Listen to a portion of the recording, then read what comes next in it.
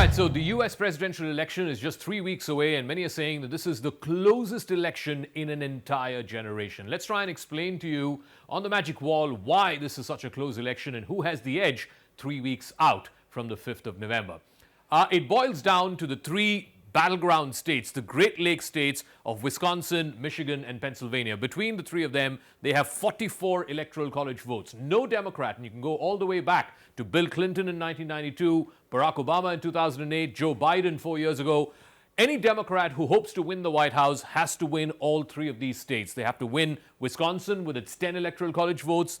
He has to win Michigan with its 15 electoral college votes, and Pennsylvania, which is the biggest, with 19 electoral college votes. So 44 electoral college votes are up for grabs in what is called the blue wall states. This is the fortress for the Democrats, and Kamala Harris has to win all of these three states if she has to win the White House. Now, here's where the worry is for the Democrats. Now, if she wins all three, she goes from 232, she goes to 276. Even if she loses the smallest of these three, Wisconsin, at just 10 electoral college votes, then Trump goes past the magic figure of 270. He goes up to 276, even if he wins the smallest of these three blue wall states. Now, here's where the problem is for Kamala Harris. If you are the candidate with the momentum, if you are the candidate who is the front runner, and by all polls, she is the front runner as far as the national vote is concerned, the popular vote is concerned, this is where Kamala Harris was 3 weeks ago. Right after when the debate finished, she had huge momentum going into these three states. In Wisconsin, she was leading by 3 points. In Michigan, she was leading by 2 points. In Pennsylvania, she was leading by 2 points. And she had the clear edge 3 weeks ago, right after the ABC News debate, the only debate in this campaign cycle. She was leading by 3 and 2 and 2. Now, with less than a month, with exactly 3 weeks to go for the polls, that gap in these three critical battleground states, the blue wall states, has narrowed. So in Wisconsin, from 3, it's come down to just 1.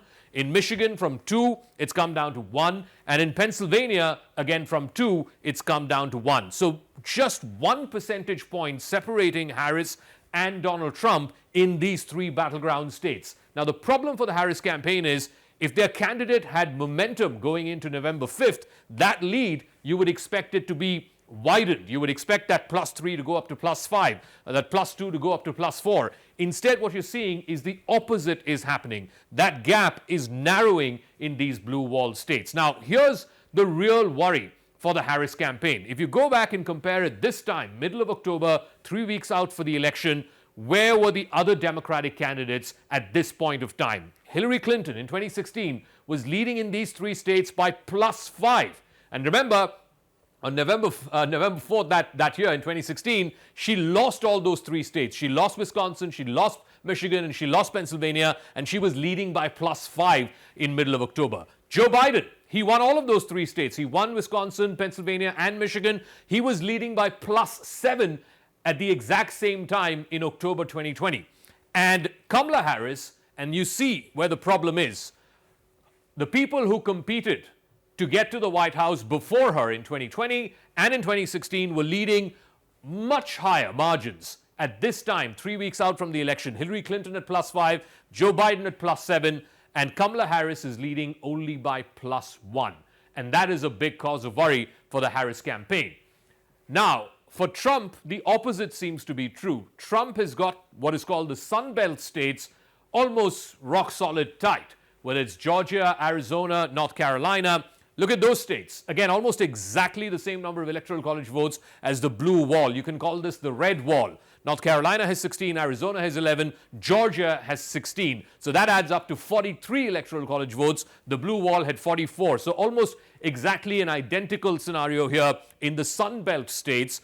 Joe Biden in 2020 won both Arizona and Georgia. That's why he had such a big win. Although by narrow margins, both of those states, he had a big win in the Electoral College, above 300 Electoral College votes, because he won Georgia and because he won Arizona. Right now, though, Kamala Harris is not leading in any of those states. She's not leading in Arizona, she's not leading in Georgia, she's not leading in North Carolina, as a result of which Donald Trump seems to have locked the Sun Belt states. All he needs is one state, to prize out one state from the blue wall, from the Great Lakes states of Wisconsin, Pennsylvania, Michigan. If he wins one of those states, then Donald Trump becomes the next president of the United States, and Kamala Harris will have to concede defeat.